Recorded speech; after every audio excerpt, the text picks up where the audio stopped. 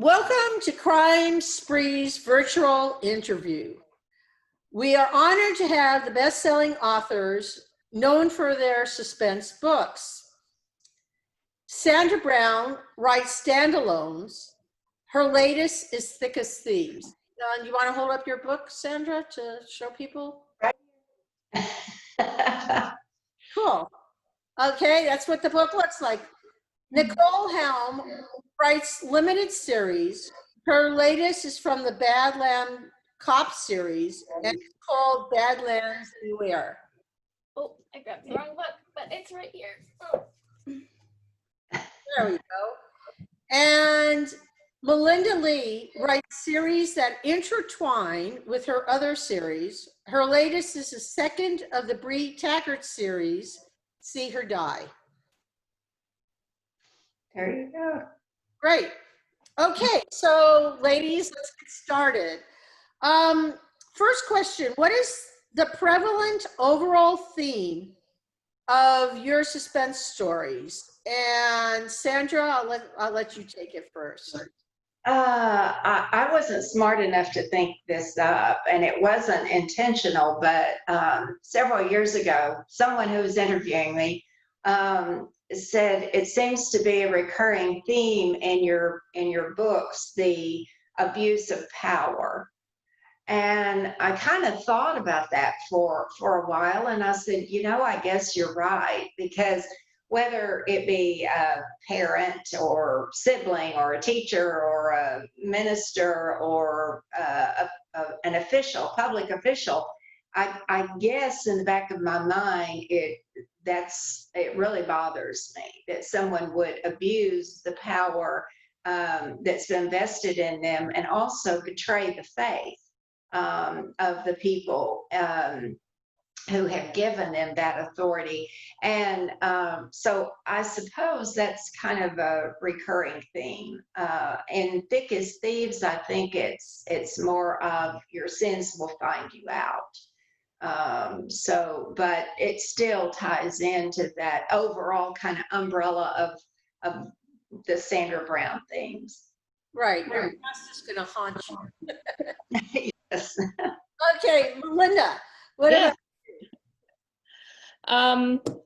I think I really haven't thought this through thoroughly. Do I have a theme other than someone always dies? That's where we start. That's true. I also do a lot of abuse, but more domestic abuse. That is a running theme. I used to teach women's self-defense, and I worked with a lot of domestic abuse victims. And I was always so impressed with these women's ability to overcome and to build themselves a whole new life after getting out of a terrible situation. So that does show up quite often in my books. It's not always a wife, sometimes it's a child or someone who has just come from a terrible background and has just completely rebuilt a life for themselves. Mm-hmm. And Nicole, what about you? I think probably, I also haven't really given it a lot of thought, but probably just ordinary people who are kind of thrust into these bad situations and end up doing like extraordinary things. I think that pretty much shows up in all of my suspense novels. Mm-hmm. Okay, since many of your stories have couples working together, which I enjoy, how does that add to the tension of the story? So, Nicole, you go first. Well, I love romance novels. That is like my favorite thing. So when I set out to write just about anything, like I am drawn to writing two people falling in love.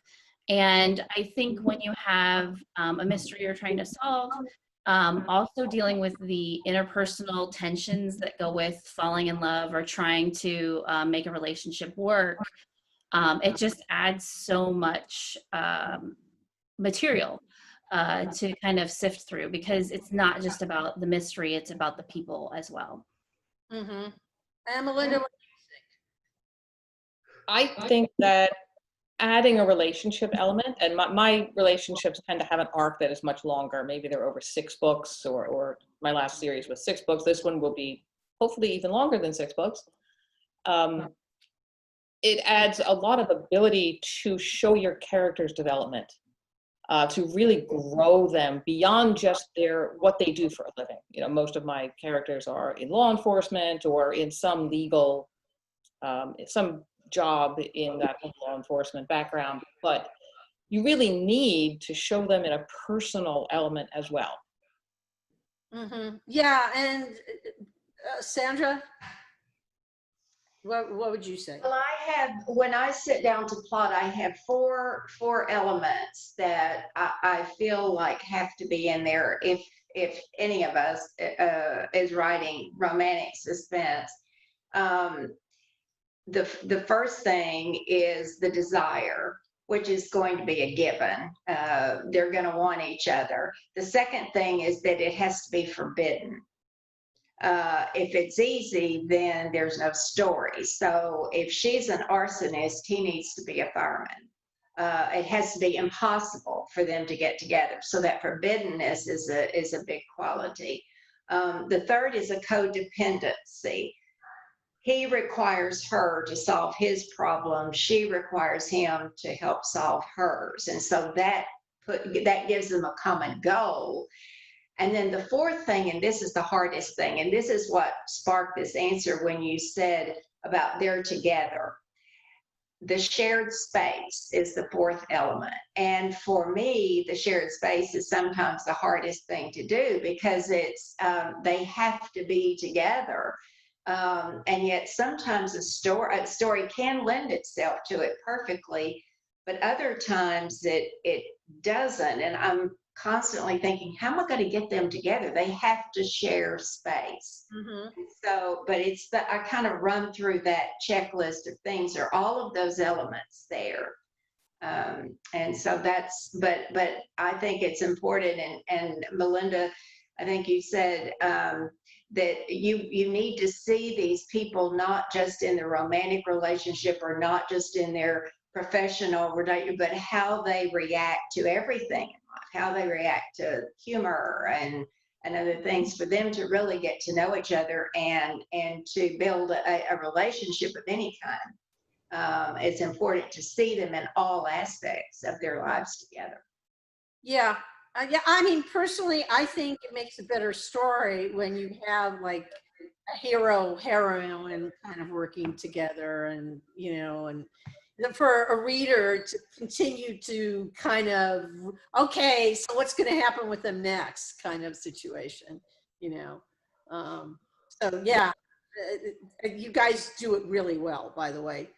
Okay, so I'm going to kind of summarize your latest book, in like one sentence, and then I'm going to let you take it from there.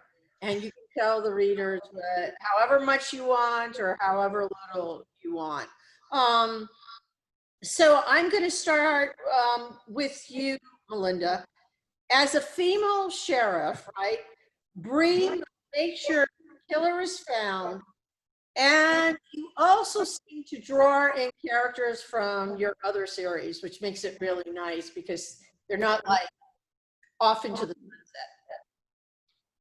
Okay, so we're talking about See Her Die? Yeah, your latest, yeah. Okay, See Her Die. The hook of the story, the crust of the story, is Bree responds to a shooting, and she has an eyewitness to a murder.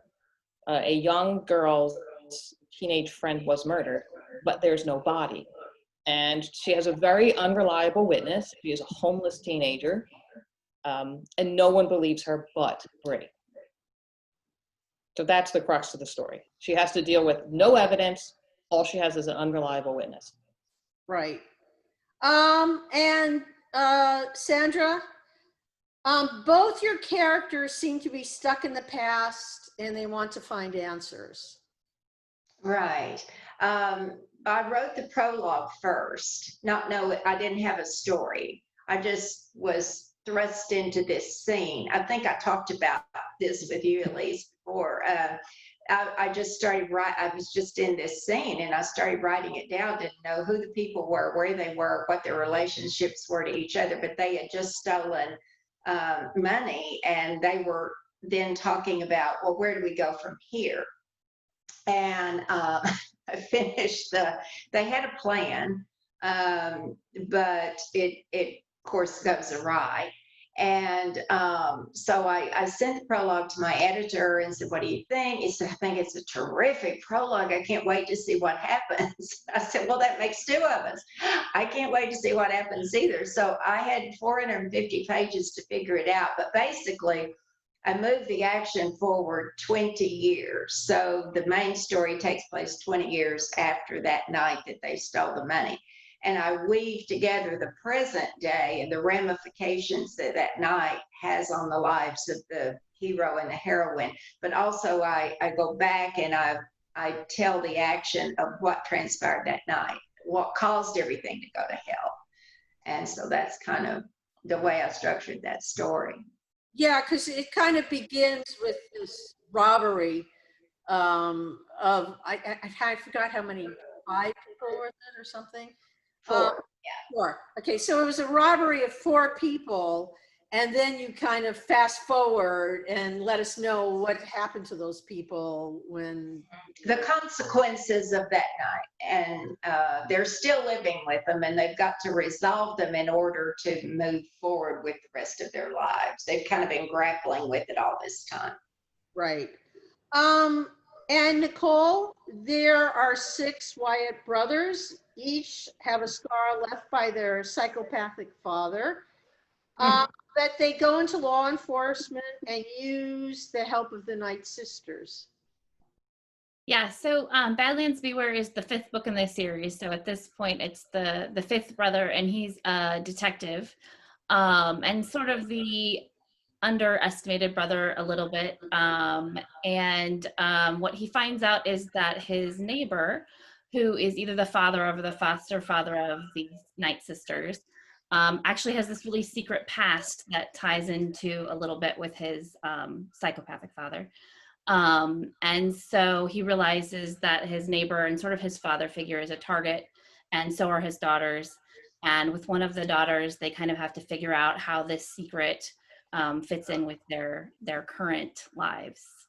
Right, and throughout, I think all of the books in the series, it's kind of how a parent can really wreck a child's life, right? You know. It's Yes, yes, he's definitely had a big impact on all of his sons. Right. So, not a good one. Okay, so can you describe your latest main characters? So Nicole, we have Tucker Wayne and Rachel Knight. So Tucker is a detective, and he's like the 5th oldest, I think. Like, so he's towards the bottom in the birth order, and kind of the peacemaker, and kind of goes with the flow, except in his work, where he feels very confident. And Rachel Knight is she's blind, legally blind, and she is the daughter of this guy with a secret past, and she's really the sort of all of her sisters and foster sisters, the sort of calm, even-keeled one. So to have her thrust into danger is quite unexpected for her. And then they kind of have to deal with their unexpected feelings for each other.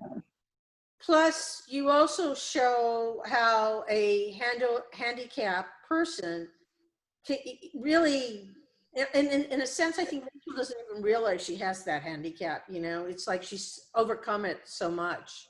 Right. I mean, she lives in a very controlled environment, so she's really, being legally blind doesn't really impact her, and except in those cases where she's in an uncontrollable environment. Right. And I think she could also read people's emotions because of that handicap. Very perceptive, yeah. So Sandra, what about you? We're talking about Ledge Burnett and Arden Maxwell. Yeah, Ledge is, I had to get rid of him for like 20 years. I wondered what had happened to him for all that time. So I made him a soldier, and he has been deployed several times to the Middle East and fought in wars. in Iraq and Afghanistan. So he's back now, very contained, controlled person. You mentioned perception, Nicole. He's very perceptive because he was in, battle zones. Arden is younger, and she is really stuck in neutral in her life. She has tried several things. None of them is paid off. She thought, I'll move back to hometown, and I need to sort out my life. I need to figure out what's going to happen with the rest of my life. And she determines, and when I first met her, when she first appeared, I kept thinking, get it together. I was kind of irritated with her because she seemed kind of like a, just, yeah. But over the course of the first few chapters, she comes to a reckoning. And it really was that I cannot go on with the rest of my life until I have reconciled what happened, because she was a child when her dad was suspected of the burglary and he disappeared.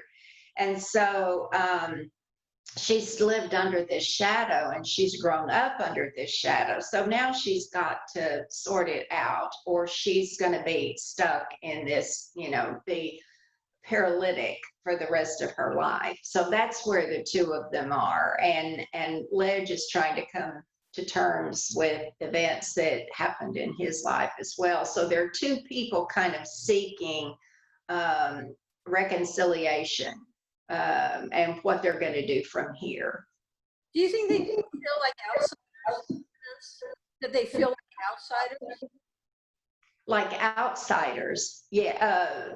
In relation to where they are with everyone else in their life, yes, I think so. Ledge definitely is. I mean, he's literally on the outside, kind of the fringe, and it's intentional. It's on purpose.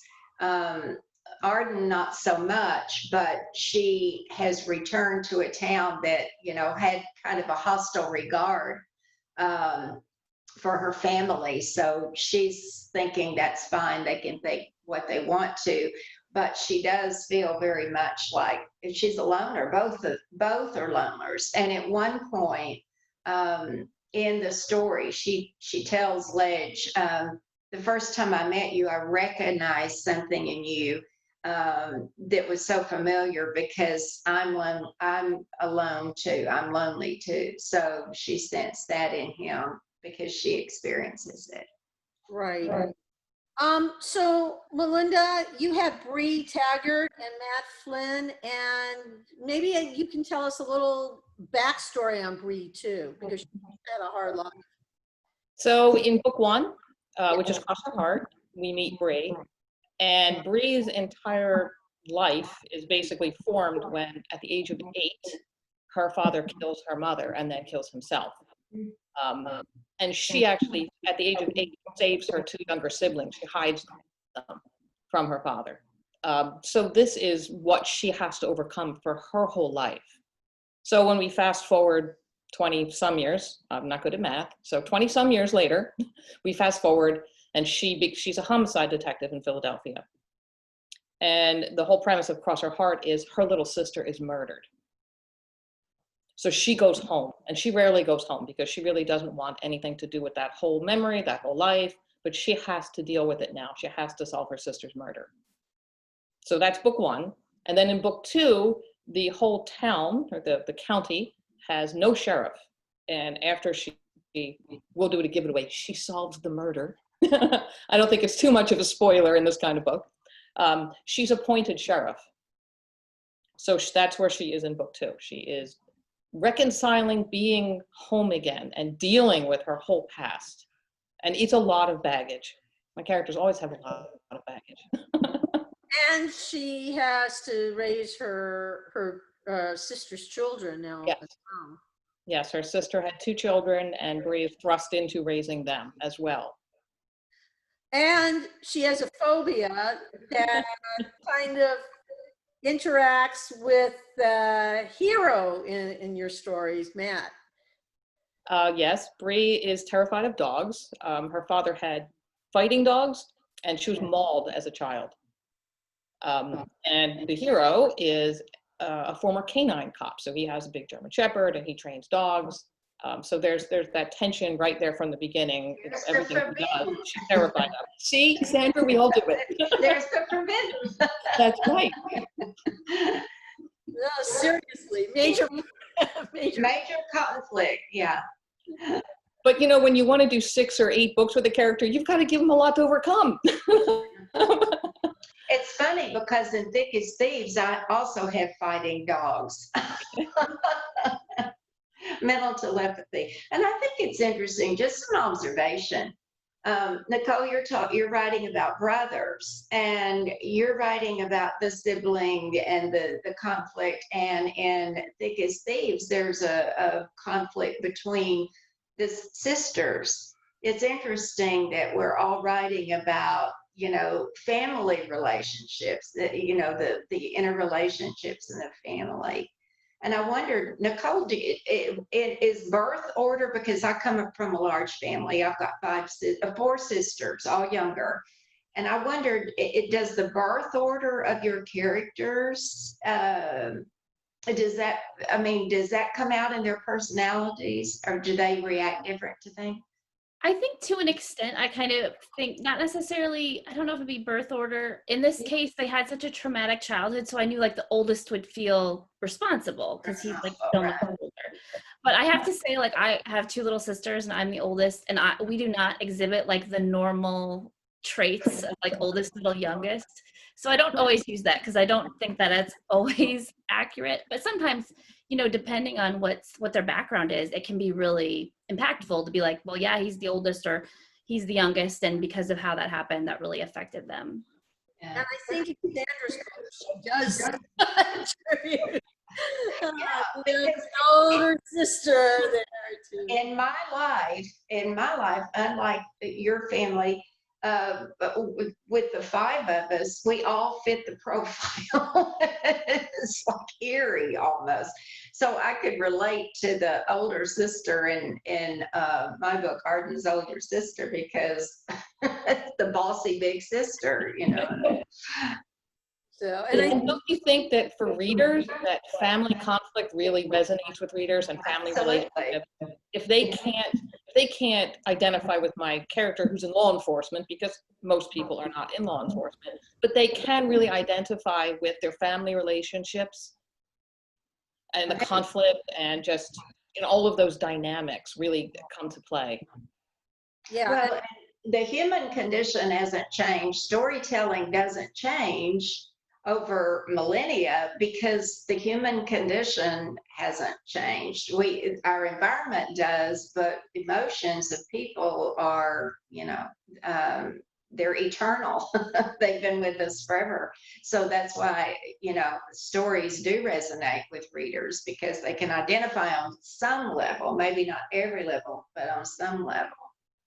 And I think in Melinda's books, something that a lot of readers, I think, would like to identify with, is she writes really good kids. I mean, children. You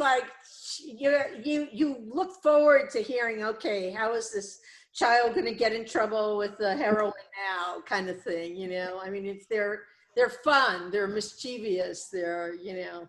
Realistic. Realistic, yes. I love children, so I think children are really fun just in real life. So I think that just comes out in my writing, how much I just appreciate their little quirks. Yeah. And their honesty too. Mm-hmm. Oh yeah, especially little ones. So, okay, so can you give us a little heads up about your next book? Is there anything you can tell us about your next book? And why don't we start with you, Sandra? Well, I've started it, but I'm not really prepared to talk about it yet. It's like, you know, I feel like it'll be jinxed, kind of, but I think that at least I can, other colleagues with whom I've spoken about this, I know what it won't be about. It won't be about COVID. I think we're all just kind of saturated with, you know, a lot of stuff that's going on. And so I didn't want to, you know, condemn myself to a year of writing about it after having to live through it. And so I was searching for a way to you know, maybe stretch and reach and go out of the parameter a little bit, not much, still be a Sandra Brown book, but I think I'm going to try something a little different. Just because I've got a lot of time on my hands these days. And so I figured, well, I'll just, you know, I'll experiment a little bit. And it's going to come out a year from now, is that it? Or Yeah, that's the plan. We'll see. Yeah, but the plan is usually I come out sometime either side of Labor Day. It's either just before or like the last week of summer or, you know, right after Labor Day. And Nicole, what about you?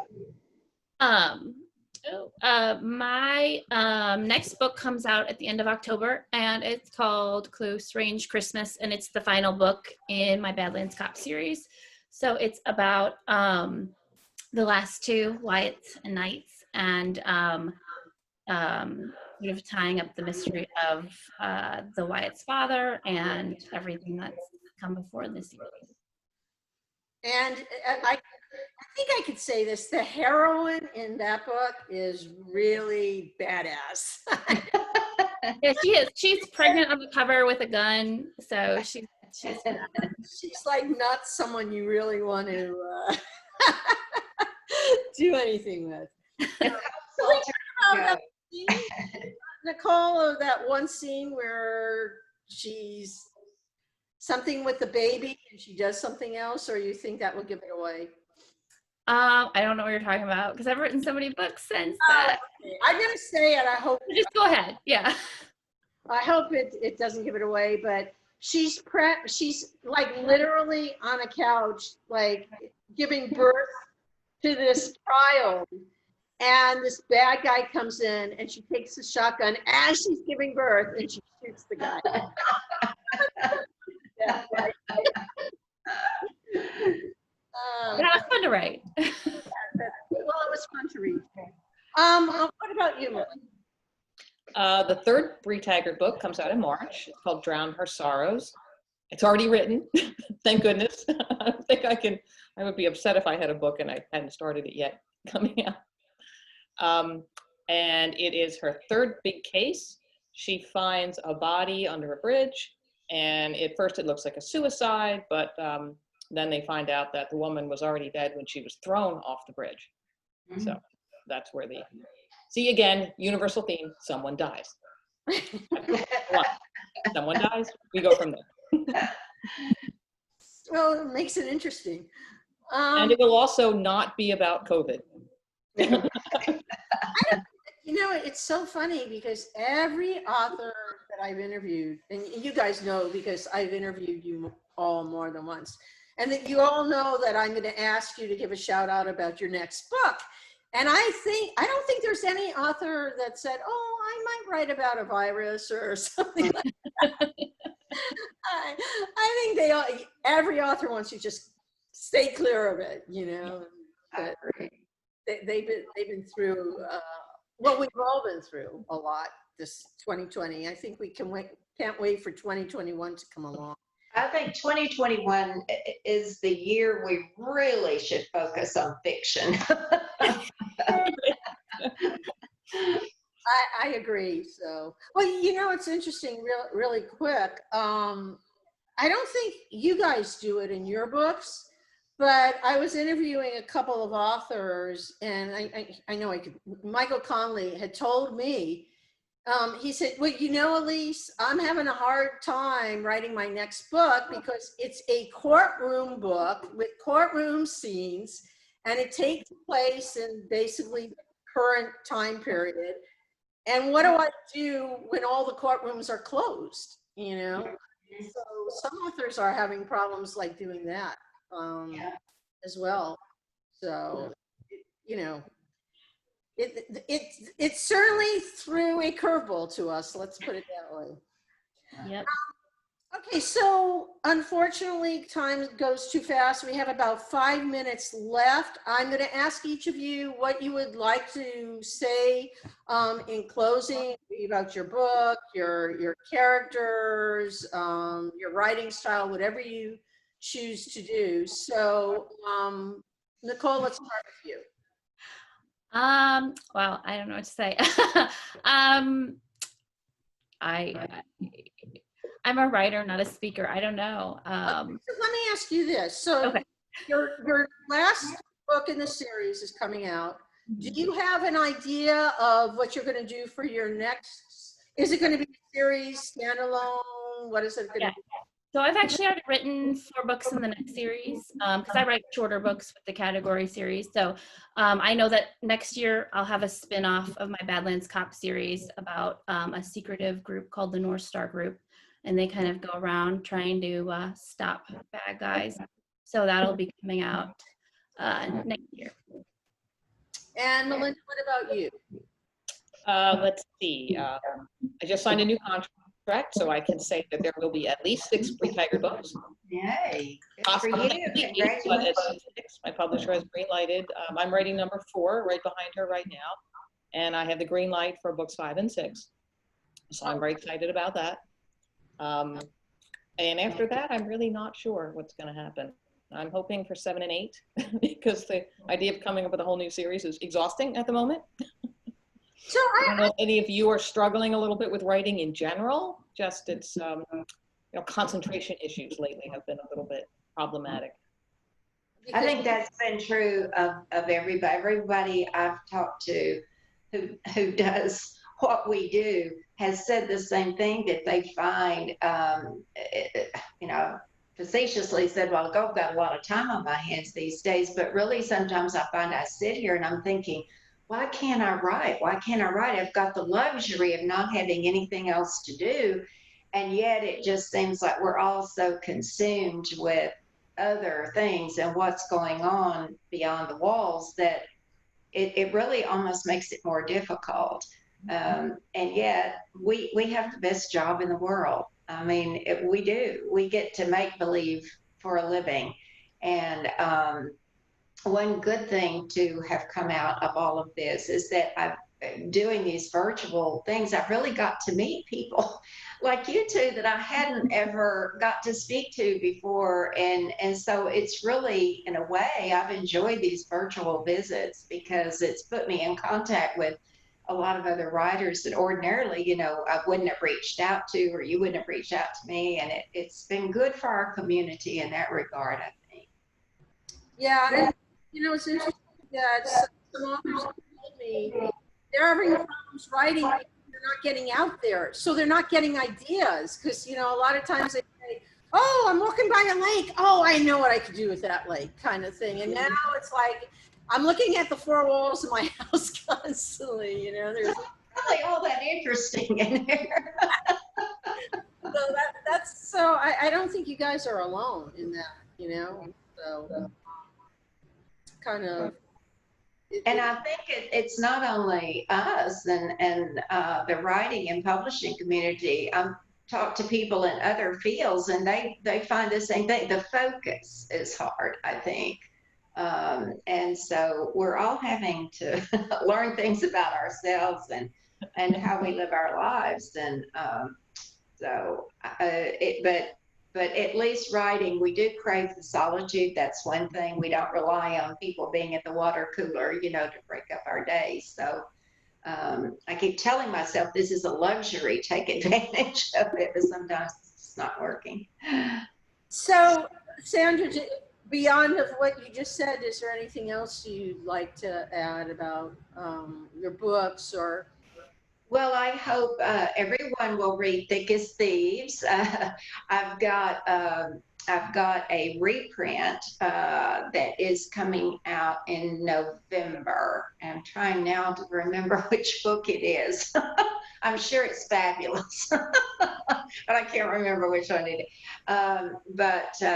Yeah, between now and Christmas, I do have another. It's a reprint of a backlist book. So there's we've got lots of time to read, and I've been doing a lot of that too. Have you noticed that you're reading more? I'm really doing a lot more reading. So.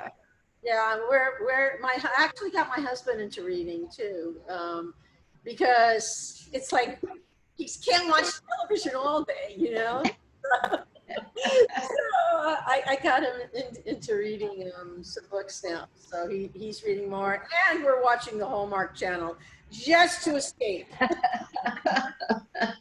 There's nothing wrong with that. No, we need to escape. I guess last question for all of you is, Melinda, I'll start with you. You write series versus standalones. Is there a reason you do that? It's just what I enjoy. It's what I enjoy writing. If I don't like what I'm writing, I feel like that's going to come through in the pages. I get attached to characters, and I really enjoy playing with them. And one book just isn't enough for me. Characters, especially with all the baggage I give them. Yeah. It's going to take more than 300 pages to get them out of that. So what about you, That's Sandra? what I like. Sandra, what about you? Well, I've never written a series, and it never really occurred to me. I think in a lot of ways my career would have been easier had I done that. But once I had settled a group of characters and solved their problem, I'm kind of ready to move on to the next set of characters. And I admire both of you for being able to write series and keep them vital, keep coming up with stories. For you talked about all the baggage and everything, and certainly that gives you material. But I think my attention span might not be that long, and I would find myself, I think, getting restless. So I've just always written standalones, although there have been characters in some books that I've carried over for their own, given them their own story because I became so attached to them. But yeah, once I kind of put the story to rest, I'm ready to go to someone else. And Nicole? Actually, the first intrigue I ever wrote, I tried to write just a standalone, but I got so tickled with some of the side characters, like I just wanted to keep, write a story for them. So I I'm not going to even try to write single title or just alone, because I always end up loving some secondary character and wanting to give them a story. So why not plan it from the beginning and save myself some trouble? I can tell you that all three of you, because I've read a ton of books, that the reason we asked you guys to come on is because you're great writers. So, I have read a series where you can tell that it's like, oh my God, here we go again. You've done this story. It's been done. And then standalones, Sandra writes standalones, and you love her characters. I mean, it's like, no, come on. We have these guys, but yeah. So either way, that shows what great authors you are, because you're able to get someone like me who will read a series and a standalone and enjoy them both. So thank you for that. Really, really appreciate it. So. So I want to thank you guys for coming on. We really appreciate it, and stay safe, stay healthy, and we're looking forward to your next book. So thank you. You want to hold up the books one more time? Sandra, you want to go first? Yes, here we are, thick as thieves. And Melinda? See her die. And Nicole?